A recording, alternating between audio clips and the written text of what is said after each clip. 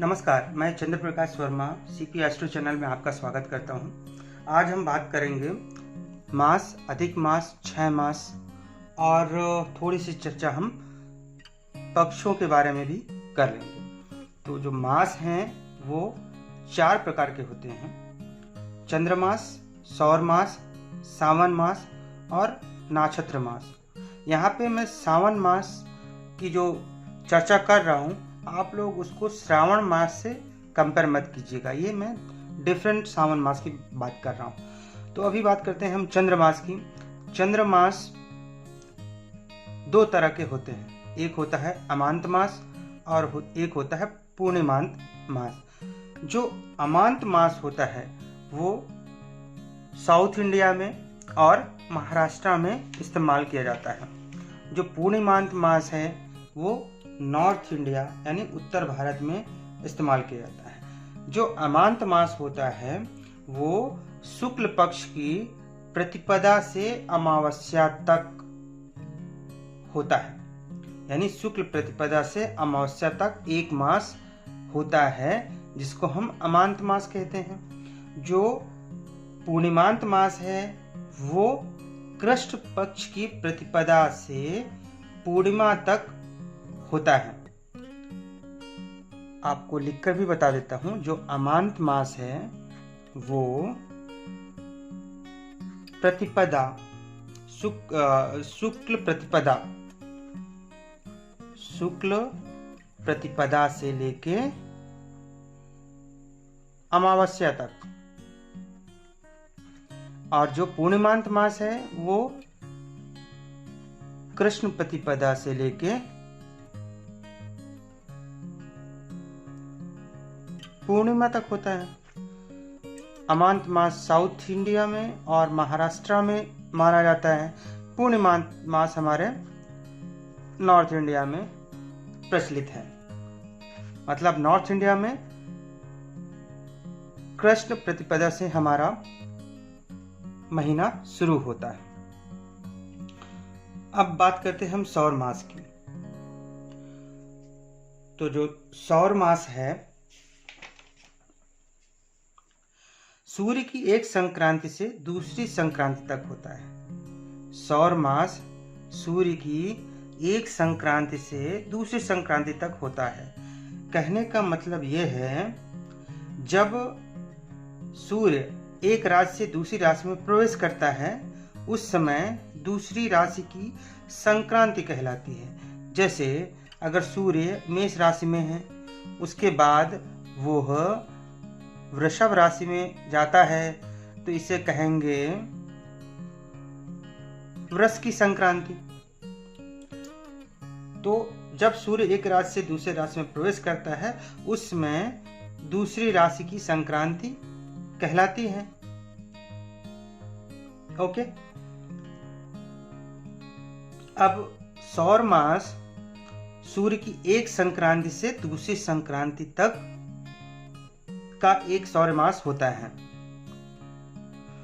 जैसे कि मेष राशि के बाद सूर्य वृषभ राशि में आया, तो जिस दिन आया है सूर्य मेष राशि से वृषभ राशि में जिस दिन आया है उस दिन वृषभ राशि की संक्रांति कहलाएगी। तो सौर मास सूर्य की एक संक्रांति से दूसरी संक्रांति तक के समय को कहते हैं। ठीक। अभी हम सावन मास की बात करते हैं। सूर्य के एक उदय से दूसरे उदय तक के समय को एक सावन दिन कहते हैं, और इस प्रकार 30 सावन दिन का एक सावन मास होता है। सूर्य के उदय से दूसरे उदय तक के समय को एक सावन दिन कहते हैं, और 30 सावन दिन का एक सावन मास होता है। और सावन दिन का मान रोज एक जैसा नहीं होता है, इसलिए इनका मध्यम सावन दिन का मान लिया जाता है। ये 3 हो गए। अब हम बात करते हैं नक्षत्र मास की। मैं पहले भी बता चुका हूँ कि 27 नक्षत्र होते हैं। एक और नक्षत्र होता है जो अभिजीत नक्षत्र होता है, जो बीच में ही होता है, कितना मिला के अभिजीत नक्षत्र होता है, कितने घटी मिला के, वो भी मैंने पीछे बता दिया, आप पीछे की वीडियो में देख सकते हैं। तो फिलहाल जो नक्षत्र मास है वो अश्विनी आदि 27 नक्षत्र जो होते हैं उनमें जब चंद्र एक बार पूरा भ्रमण कर लेता है तब नक्षत्र मास हो। 27 नक्षत्रों में जब चंद्रमा 27 नक्षत्रों में जब चंद्रमा पूरा भ्रमण कर लेता है तो वह एक नक्षत्र मास या नक्षत्र मास कहलाता है। अब हम बात करते हैं अधिक मास और 6 मास की। अक्सर आपने सुना होगा या टीवी चैनल में देखा होगा कि अभी अधिक मास चलने वाला है या अभी 6 मास चलने वाला है। तो मैं अभी वो बताने जा रहा हूँ कि ये होता क्या है।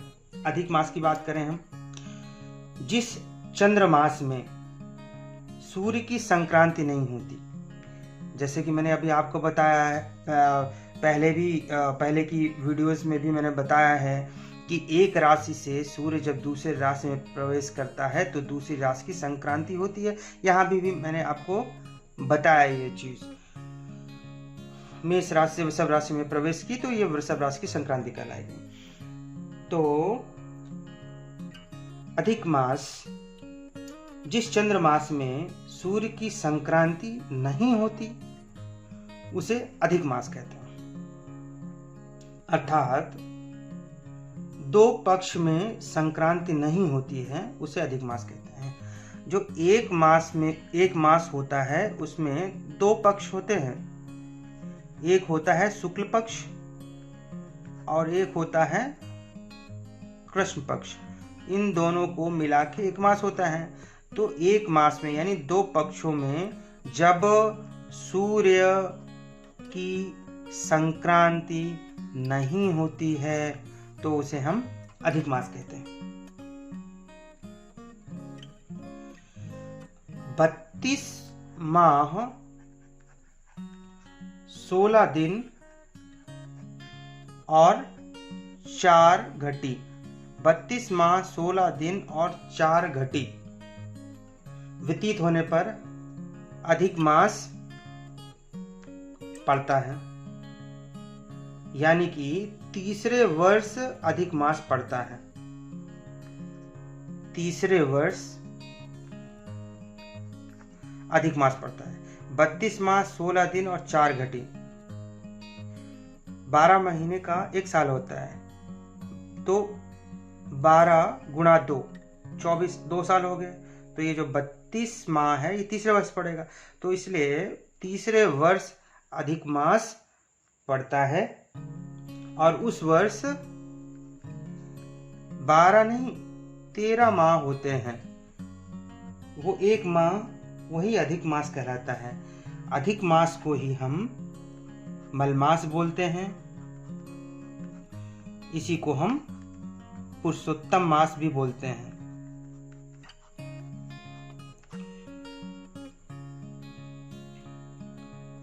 अधिक मास फाल्गुन माह से कार्तिक माह के मध्य ही पड़ता है। फाल्गुन माह से कार्तिक माह के मध्य, इन 5 महीनों के मध्य ही हमारा अधिक मास, मल मास या पुरुषोत्तम मास पड़ता है। अब हम बात करते हैं 6 मास की। जिस चंद्र मास के 2 पक्ष में 2 संक्रांति होती है उसे 6 मास कहते हैं। अधिक मास में क्या था? अधिक मास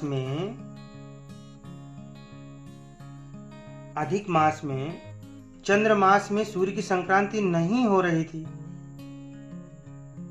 इसलिए उसे अधिक मास कहा गया था। जिस चंद्रमास में सूर्य की संक्रांति नहीं होती उसे अधिक मास कहते हैं। ये मैंने अभी बताया, यानी 2 पक्षों में जब संक्रांति नहीं होती उसे अधिक मास कहते हैं। लेकिन 2 पक्षों में अगर 2 संक्रांति हो जाए, 2 पक्षों में कोई सूर्य की संक्रांति नहीं हुई तो उसको अधिक मास बोला। लेकिन 2 पक्षों में शुक्ल और कृष्ण पक्ष में अगर 2 संक्रांति हो जाए तो उसको 6 मास कहते हैं। 6 मास केवल कार्तिक, मार्गशीर्ष और पौष, इन 3 महीनों में ही 6 मास होता है। और उस वर्ष यानी कि जिस वर्ष 6 मास होता है उस वर्ष एक वर्ष के अंदर 2 अधिमास होते हैं। और 6 मास जिस संवत में होता है उसके 141 वर्ष या 19 वर्ष बाद पुनः 6 मास होना संभव हो पाता है। 6 मास जिस संवत में होता है उसके 141 वर्ष या 19 वर्ष बाद पुनः 6 मास संभव होता है। अब हम बात करते हैं पक्ष की। हर माह में 2 पक्ष होते हैं, शुक्ल पक्ष और कृष्ण पक्ष।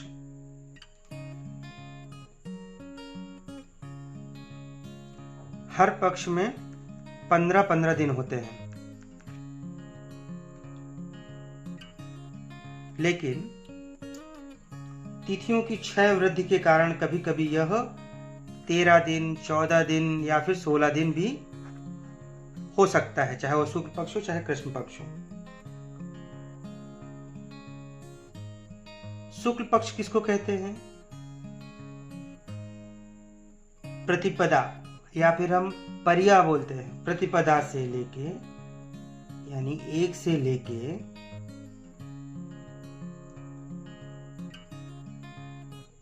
पूर्णमासी तक,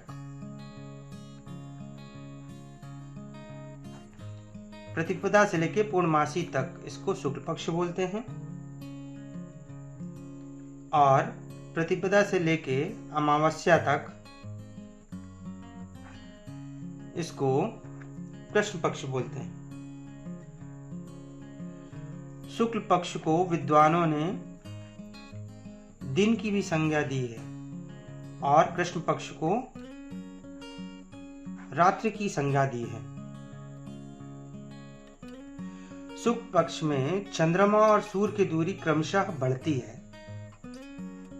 जो शुक्ल पक्ष है उसमें चंद्रमा और सूर्य की दूरी क्रमशः बढ़ती है, मतलब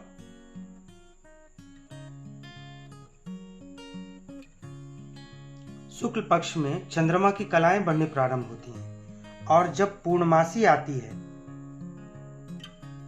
यानी पूर्णिमा आती है तो सूर्य और चंद्रमा 180 अंश पे होते हैं। सबसे अधिक दूरी पर होते हैं।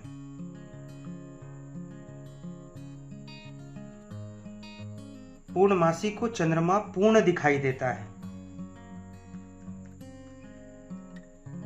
यही हम बात करते हैं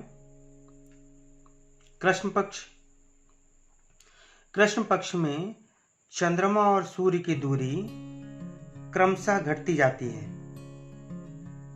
और जब चंद्रमा और सूर्य की दूरी क्रमशः घटती जाएगी और जब अमावस्या आएगी तो दोनों 0 डिग्री पे होंगे, एक दूसरे के 0 अंश पर होते हैं। अर्थात कृष्ण पक्ष में चंद्रमा की कलाएं घटती हैं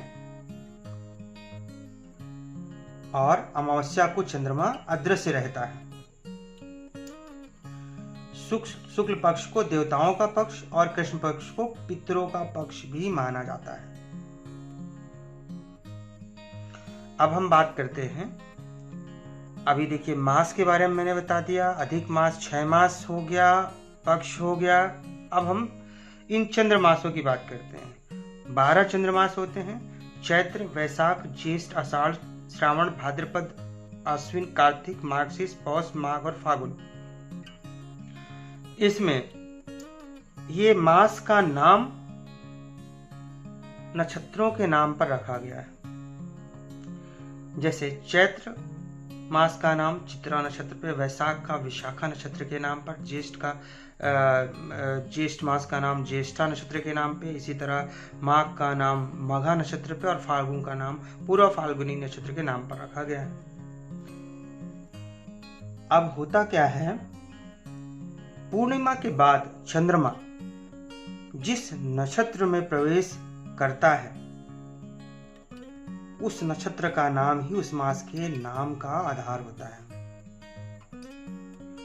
यानी फाल्गुन महीने में जो पूर्णिमा आई उसके बाद जो कृष्ण पक्ष का प्रतिपदा यानी पर्या आया उस दिन चित्रा नक्षत्र होता है और उसी के नाम पे उस महीने का नाम चैत्र मास रखा गया है। इसीलिए फागुन के बाद चैत्र मास आता है। तो इस तरह से मैंने आज मास, अधिक मास, 6 मास, पक्ष और चंद्रमास जो है उनका नाम नक्षत्रों के नाम पे होता है, ये बताने की एक सरल भाषा में कोशिश किया है। आशा करता हूं कि आपको यह बड़ी ही आसानी से समझ में आ गया होगा। अगर फिर भी आपको कहीं कोई डाउट है, संदेह है तो कृपया कमेंट में जरूर लिखें ताकि मैं उस पर फिर से और अच्छी तरह से वीडियो बना सकूं। आपको अगर यह वीडियो अच्छा लगा हो तो इसको लाइक करें, सब्सक्राइब करें और अपने दोस्तों, अपने परिवार में, हर जगह अपने किसी ग्रुप में इसको शेयर करें ताकि ज़्यादा से ज़्यादा लोग हमारे भारतीय ज्योतिष से जुड़ सकें। धन्यवाद।